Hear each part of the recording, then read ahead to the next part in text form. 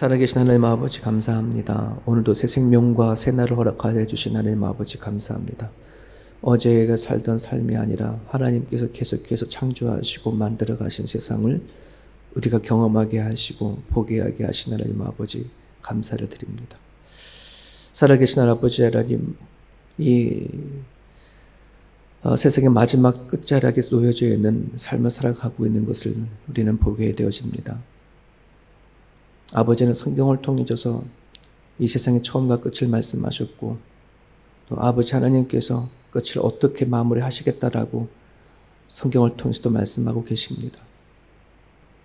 우리가 주님을 향한 분명한 소명을 두고 살아갈 수 있도록 도와주시옵시고, 이 역사가 하나님이 일하시는 것을 드러내고 증거하고 있다는 사실을 분명히 알고 살아갈 수 있도록 도와주시옵소서.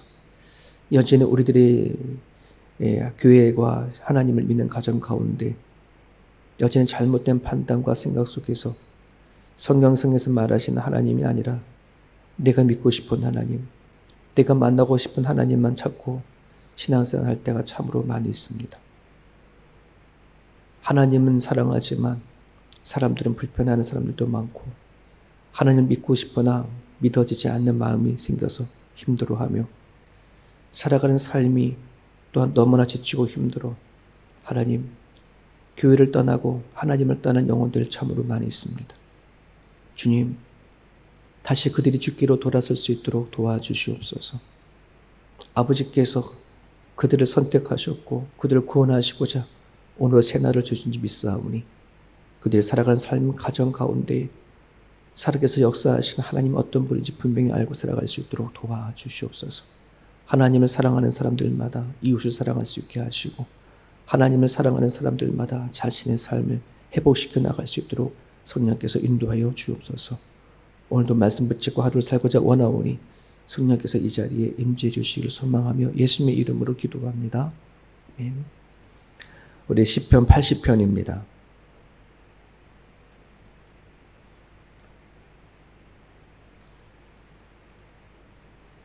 시편 80편입니다.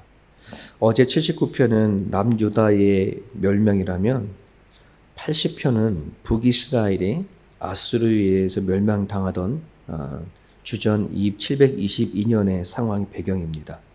역사의 흐름을 따지면 80편이 먼저 앞으로 가야 되는데 이게 순서는 그렇습니다.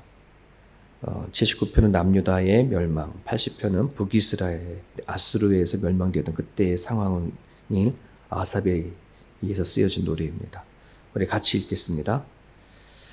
요셉을 양떼같이 인도하시는 이스라엘의 목자여, 귀를 기울이소서. 그룹 사이에 좌정하시니여 빛을 비추소서.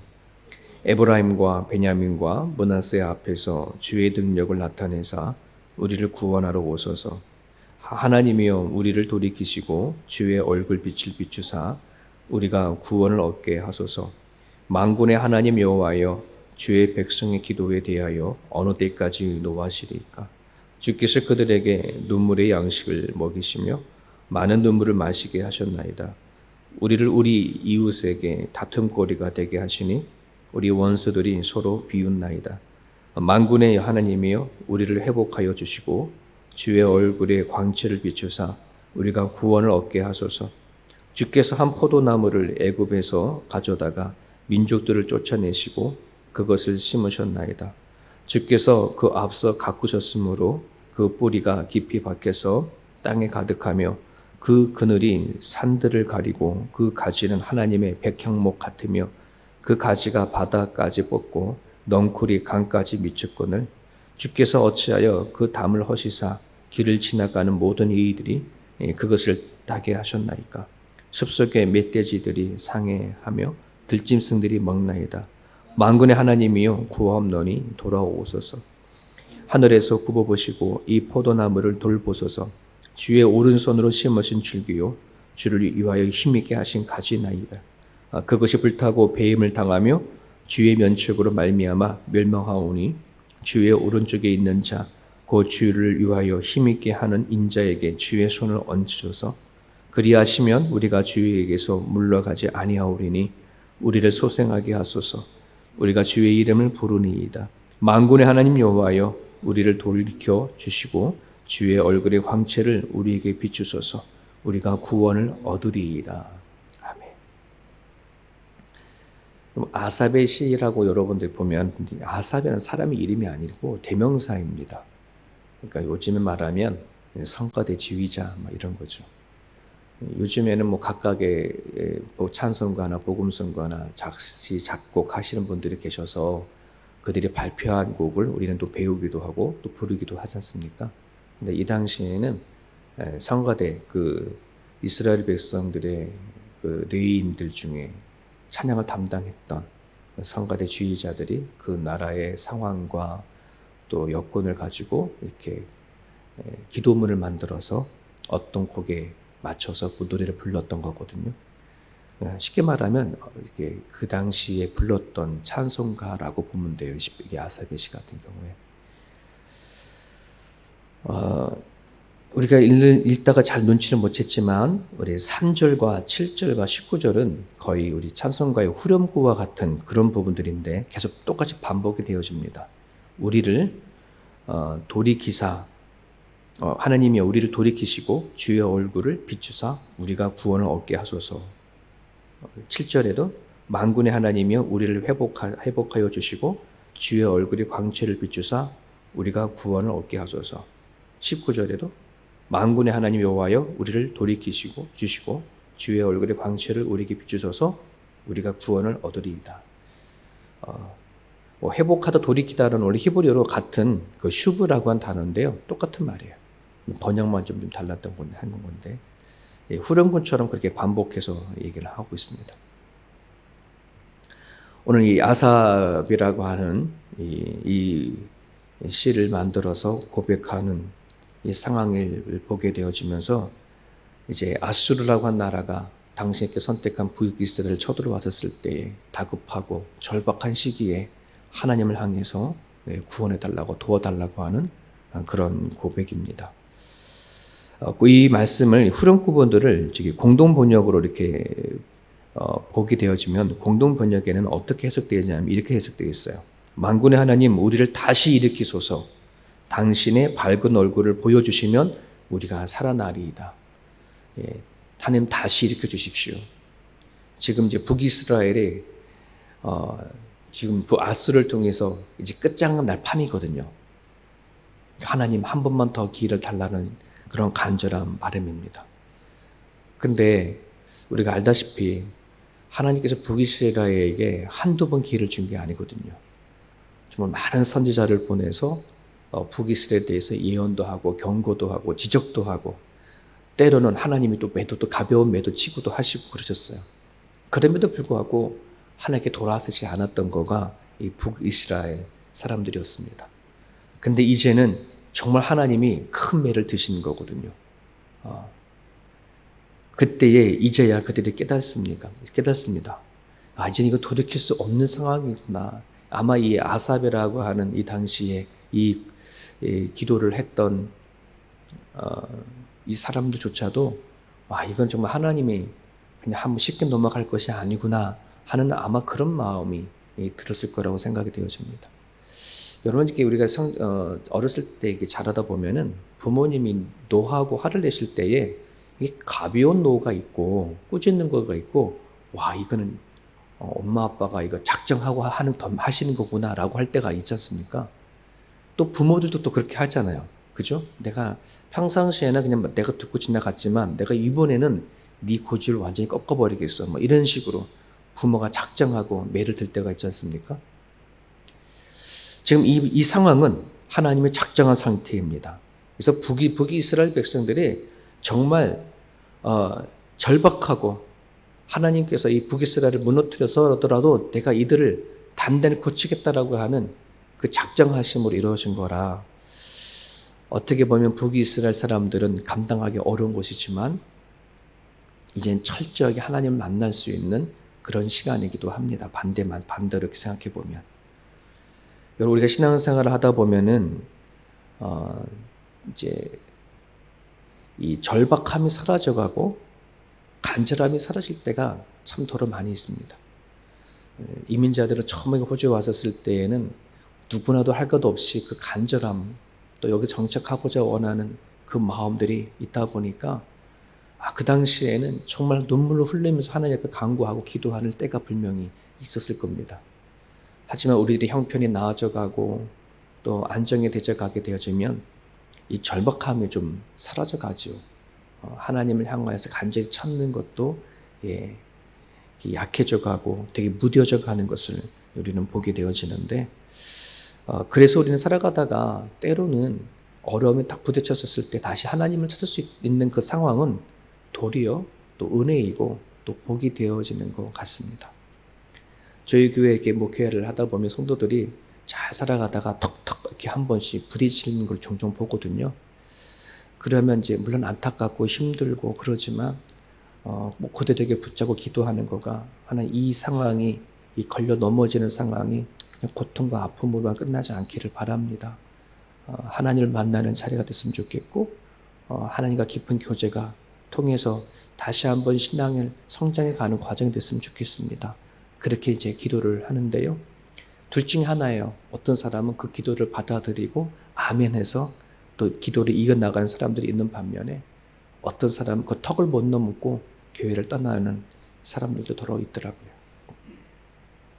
그런 부분들 안에서 우리가 이런 말씀을 붙잡고 정말 하나님이 우리를 어떻게 이끌어 나가신가를 우리가 살펴보았으면 좋겠습니다. 우리 5절을 보게 되어지면 이렇게 표현을 하고 있습니다. 주께서 그들에게 눈물의 양식을 먹이시며 많은 눈물을 마시게 하셨나이다. 주께서 그들에게 눈물의 양식도 당신이 선택한 백성을 얘기를 하겠죠. 아버지께서 선택한 당신의 백성들의 기도를 들어주십시오. 언제까지 하나님이 노하시겠습니까? 이제 그들이 흘린 눈물이 충분하지 않습니까? 이제 이러는 거예요. 하나님이 단단히 각오를 하고 매를 드니 당신의 백성들이 울고 불고 하겠지 않습니까? 그런데 하나님의 마음은 더 깊은 거예요.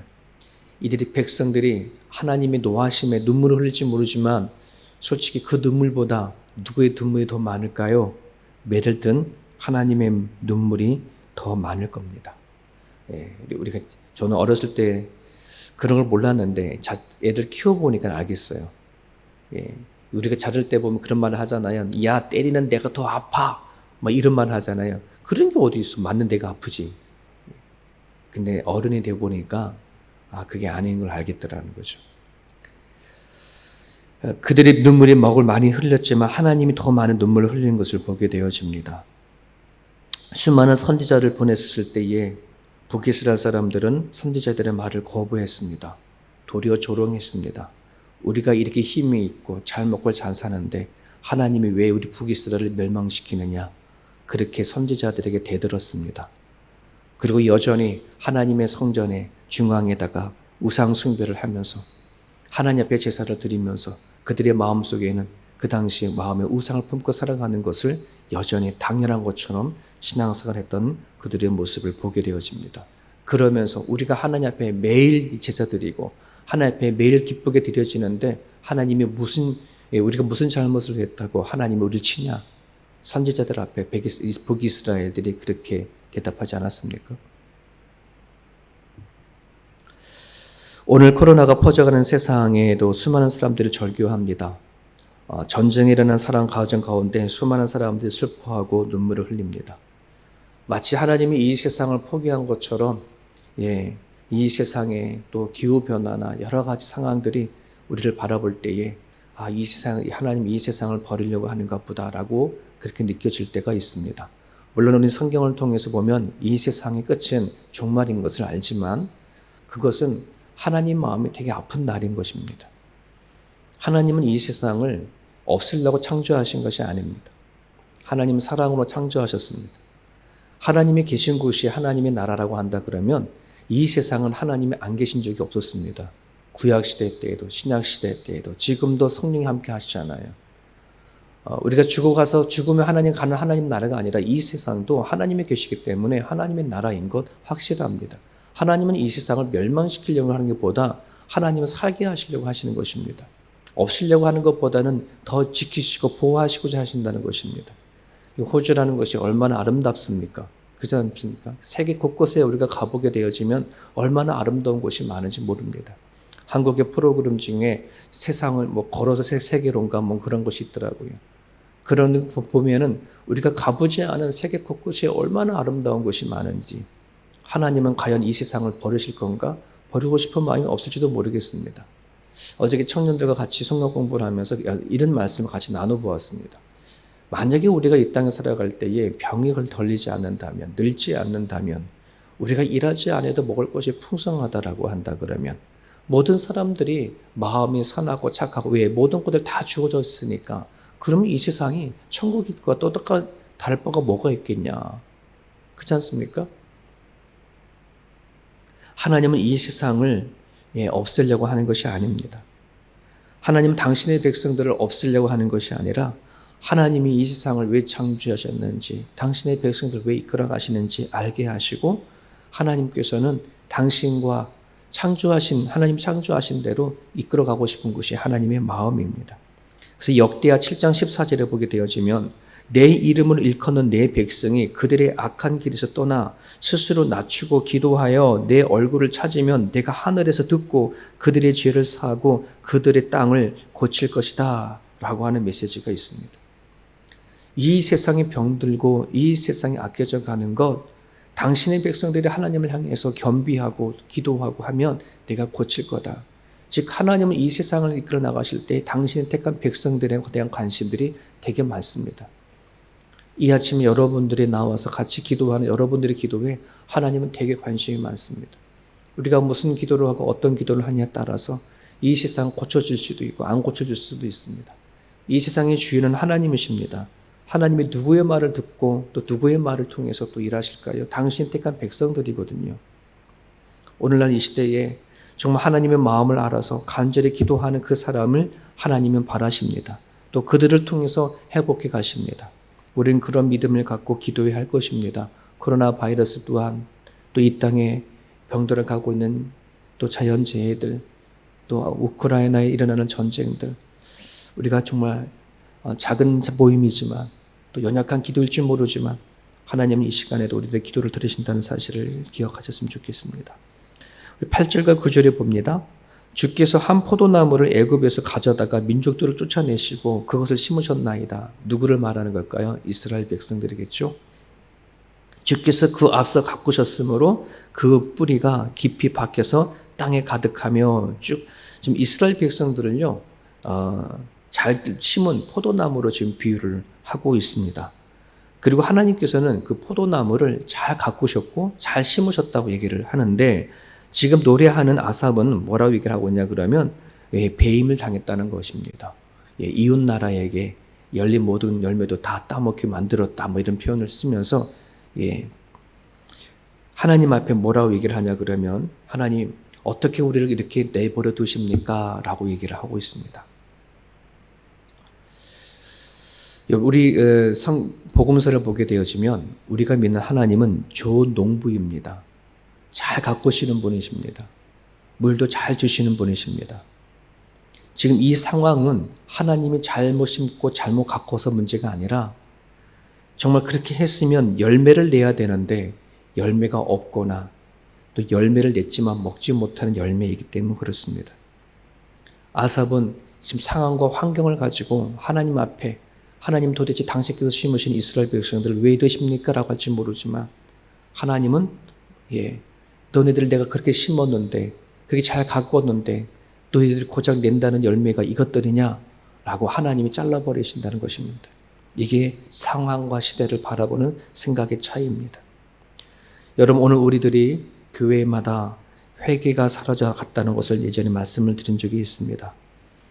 회개는 우리 안에 있는 질병들, 우리들 안에 있는 잘못된 것을 제어하여 버리고 건강하게 살아가는 것에 대한 힘입니다. 신약 성경을 보게 되어지면 하나님께서 수많은 열매를 맺으라고 말씀하십니다. 성령의 열매, 회개의 열매, 빛의 열매, 의의 열매, 화평의 열매, 거룩한 열매. 하나님께서는 우리들로 하여금 죄를 제거해버리고 아름다운 열매를 맺기를 하십니다. 근데 그 열매를 맺지 못하는 것이 우리들 마음 가운데는 죄들이거든요. 이 죄를 처리해버리지 아니하면 우리는 뭔가 맺기는 맺지만 하나님이 받으시지 못할 열매가 되어줄 수 있다는 것입니다.